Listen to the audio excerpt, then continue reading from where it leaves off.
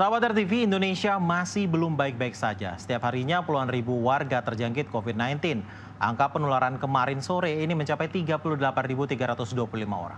Bahkan sejumlah rumah sakit sudah tidak lagi mampu menampung pasien COVID-19. Namun sebenarnya bagi pasien tanpa gejala, ada solusi untuk mencapai kesembuhan yakni dengan isoman atau isolasi mandiri di rumah masing-masing. Lalu bagaimanakah tata cara isoman yang baik dan benar? Langsung saja kita tanyakan kepada Kepala Subbid Tracing Satgas COVID-19, Dr. Kusmedi Priharto yang telah bergabung melalui sambungan video. Halo, selamat siang dokter. Selamat siang. Nah dok, Apa ini kabar? baik dok, salam sehat. Dok, ini kita mau tanyakan nih dok, sebenarnya apa sih yang harus dilakukan saat seseorang ini dinyatakan positif dan harus menjalani isolasi mandiri di rumah?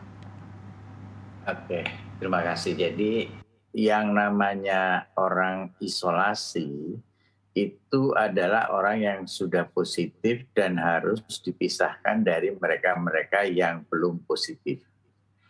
Sedangkan karantina adalah tempat-tempat di mana orang tersebut kontak erat dengan orang yang positif tetapi dia sendiri belum positif. Kenapa ini perlu dipahami? Karena artinya semua orang yang ada di rumah itu harus menjalani pemisahan dari orang lain.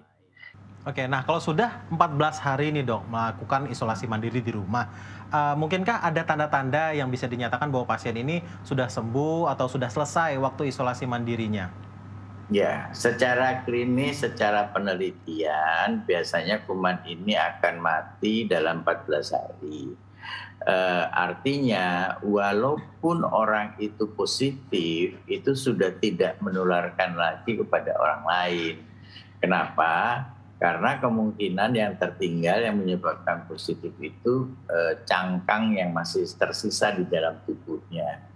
Nah, tetapi menurut WHO kita disarankan apabila lebih dari 14 hari kemudian masih positif PCR-nya, dianjurkan untuk menambah 7 hari lagi dalam melakukan isolasi tersebut.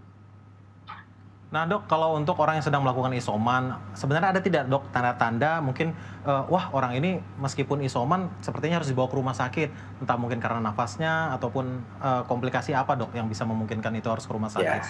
jadi saya menganjurkan untuk melakukan isoman itu tidak tiba-tiba melakukan isoman sendiri, tetapi tetap harus menghubungi Pak RT, Pak RW atau puskesmas terdekat untuk pertama memberitahu bahwa dia positif dan saat ini dia tidak bergejala atau mungkin bergejala ringan yang bisa disampaikan kepada petugas medis yang ada di puskesmas. Kemudian dia melakukan isolasi mandiri. Sehingga dengan demikian, pertama, obat-obatan untuk DKI ya, untuk DKI dan sekarang sedang diperluas ke Jabodetabek, mereka akan mendapatkan obat-obatan untuk isoman.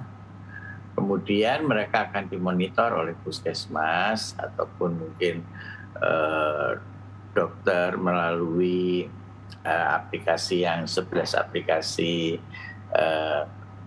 Halodoc, Alodoc dan sebagainya itu memonitor orang ini yang sedang melakukan isoman.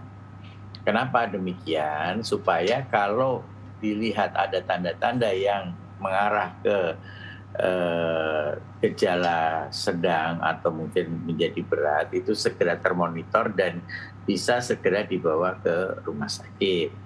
Jadi tidak serta-merta terus saya isoman diam-diam tidak memberitahu kepada tetangga, tidak memberitahu pada RT, tidak memberitahu puskesmas, itu akan berbahaya. Seperti yang banyak terjadi saat ini adalah ketika mereka melakukan isoman, akhirnya mereka meninggal di rumah karena tidak termonitor.